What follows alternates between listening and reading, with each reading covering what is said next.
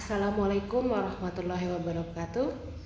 Hai, good morning everybody. Kita ketemu lagi dalam pembelajaran bahasa Inggris di kelas 9. How are you today? Apa kabar kalian semua? Saya harap semua baik-baik saja ya. Baik, sebelum kita mulai pembelajaran pada pagi hari ini, marilah kita berdoa terlebih dahulu sesuai dengan agama dan kepercayaan masing-masing.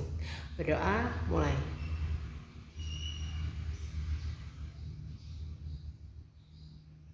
Amin. Oke guys, hari ini kita masih melanjutkan materi kita minggu lalu. That is about narrative text. Minggu lalu saya sudah memberikan beberapa gambar-gambar terkait dengan sebuah teks dan saya minta kalian menebak kira-kira itu teks apa dan dari mana asal dari teks tersebut. Nah, sekarang kita akan bahas tugas kita minggu lalu.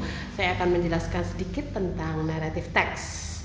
Bisa dilihat pada penjelasan saya berikut ini ya.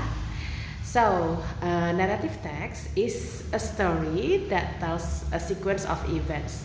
Jadi, narrative text itu adalah teks yang menceritakan urutan sebuah kejadian seperti ini.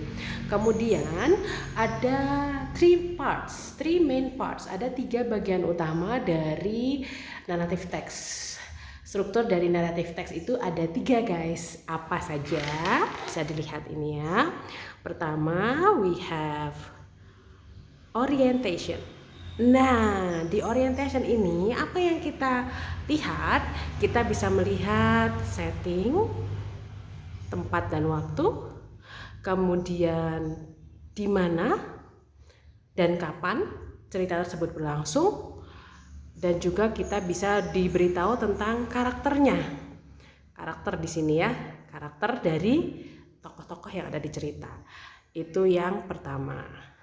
Kemudian bagian kedua dari teks naratif adalah bisa dilihat di sini complication. Complication dalam bahasa Indonesianya adalah komplikasi.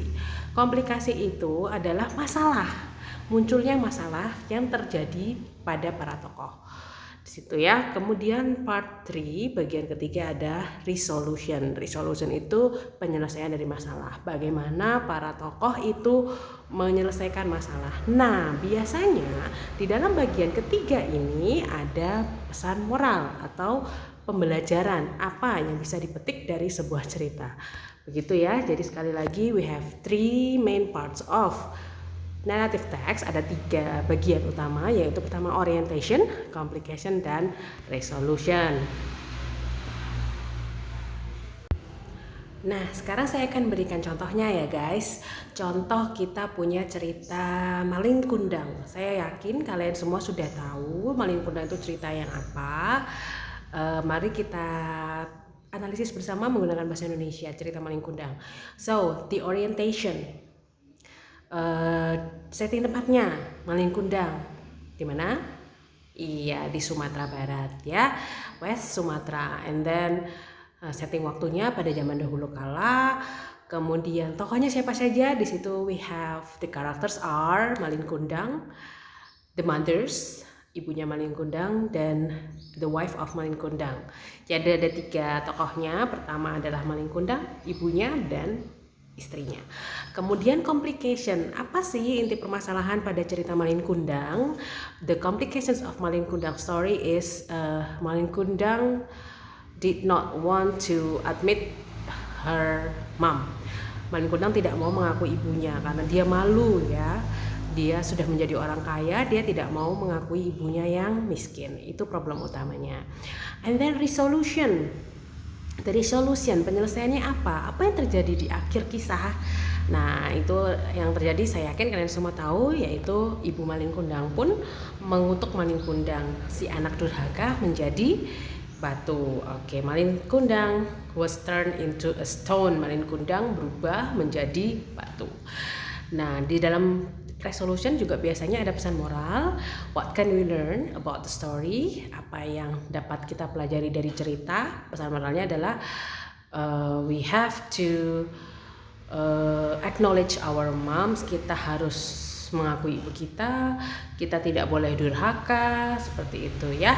Jadi kita harus patuh, we have to obey our parents. Kita harus patuh terhadap orang tua kita.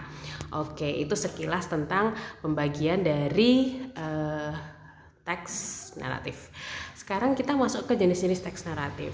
Kalau Malin Kundang yang saya contohkan tadi adalah folklore alias cerita rakyat. Nah, kemudian kita punya contoh apa lagi sih dari naratif teks? Hari ini saya akan menyampaikan materi tentang fairy tales. What is fairy tales? Mari kita simak pembelajaran berikut ini. Oke, bisa kalian lihat fairy tales. There are many types of narrative text. Ada banyak tipe dari teks naratif. Fairy tales are one of them. Hanya salah satunya saja adalah fairy tales ya. Di sini dikatakan fairy tales are stories with magical, supernatural, or make-believe aspects. Jadi fairy tales itu adalah cerita yang di dalamnya itu ada mengandung tokoh-tokoh magical, imajinatif, supernatural, dan hanya khayalan. Kemudian ciri-ciri dari fairy tales itu ada beberapa, bisa dilihat di sini. Nomor 1, it begins with specific lines. Dia mulai dengan kalimat spesifik seperti once upon a time. Tolong perhatikan, ini bacanya bukan upon tapi upon. Once upon a time. Kemudian diakhiri dengan happily ever after, hidup bahagia selamanya. Kemudian ciri yang kedua, time settingnya ya. Time setting alias setting tempat, maksud saya setting waktu, itu terjadi di masa lampau dan biasanya menggunakan kata long time ago ya. Kemudian tadi sudah dijelaskan juga fairy tales itu fantasi, supernatural. Kemudian biasanya narrative text itu clearly define good characters versus evil characters. Jadi selalu ada tokoh baik dan tokoh jahatnya. Biasanya good charactersnya itu berupa hero, seorang pahlawan dari sebuah cerita. Kemudian, nah ini yang jelas sekali, ada royalty. Royalty itu kerajaan, biasanya ada di fairy tales ya, yang lengkap dengan ada beautiful princess, handsome prince, castle, dan lain-lain. Kemudian next cirinya adalah magic elements. Ada elements magic alias sihir di situ ya. Bisa berupa tokoh jahatnya penyihir, kemudian ada giants, giant itu adalah raksasa dan lain sebagainya. Kemudian ciri yang ketujuh, plotnya itu tentang problem atau konflik di antara tokoh karakternya. Kemudian yang ciri ke-8 bisa dilihat, biasanya fairy tales itu happy ending. Happy ending alias akhirnya bahagia, karena biasanya selalu diakhiri dengan hidup bahagia selamanya, begitu ya. Kemudian ciri yang terakhir yang selalu ada di teks naratif adalah fairy tales itu teach a life lesson. Jadi dia selalu memberikan pelajaran kehidupan, moral values, amanat yang dapat kita petik dan bisa kita terapkan dalam kehidupan kita sehari-hari. Itu ya, jadi fairy tales itu dengan kata lain adalah dongeng. Dongeng tentang putri-putrian, pangeran-pangeranan, dan kerajaan. Seperti itu ya. Sekarang kita lihat contohnya bersama. Nah, di sini saya punya beberapa teks. Teks 1. Jadi cara menganalisisnya begini guys. Kita baca dulu ya. Oh, dia pakai once upon a time. Tadi ciri fairy tales pertama adalah menggunakan once upon a time. Ada nggak? Oh, ada.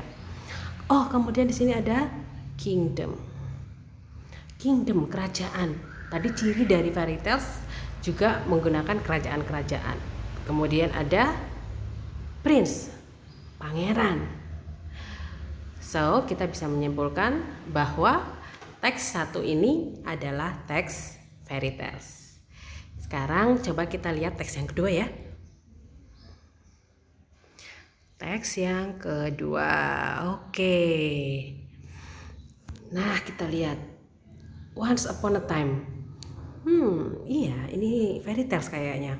Tapi kita lihat ada pangeran nggak di sini? Tokohnya siapa sih? Oh, kita lihat tokohnya ada ants. Ants itu apa? Semut. Kemudian ada grasshopper, belalang. Tadi tokoh dari teks fairy tales itu adalah pangeran. Ini semut sama belalang. Berarti ini fairy tales bukan ya? Iya, bukan. Ini bukan teks fairy tales ya, tapi ini adalah teks fables alias teks cerita imajinatif terkait dengan binatang. Gitu ya. Jadi cara menganalisisnya seperti itu. Nah, sekarang tugas untuk kalian. Di sini saya masih punya teks 3 dan teks 4 ya. Ada 2 teks di sini, teks 3 dan teks 4. Silahkan kalian baca, kemudian kalian tentukan dari teks 3 dan teks 4 ini mana yang merupakan teks fairy tales. Kemudian berikan alasannya, seperti analisis kita tadi ya. Nah, tugas ini akan saya post di Google Classroom. Silahkan kalian mengerjakan di buku tulis kalian masing-masing. Kemudian foto hasil pekerjaan kalian kirim ke Google Classroom. Begitu ya guys. Jadi hari ini kita sudah belajar tentang struktur teks, naratif teks, dan kita sudah belajar contohnya membedakan antara fairy tales dengan fable. Oke, that's that for today. Hari ini cukup sekian. Silahkan dikerjakan tugasnya karena tugas sama dengan daftar hadir. Jadi kalau kalian tidak mengumpulkan tugas, maka saya akan anggap membolos. Sekian untuk hari ini. English with Miss Ide. Wassalamualaikum warahmatullahi wabarakatuh. Tetap sehat, tetap semangat meskipun kita PJJ. Sampai jumpa lagi. Bye.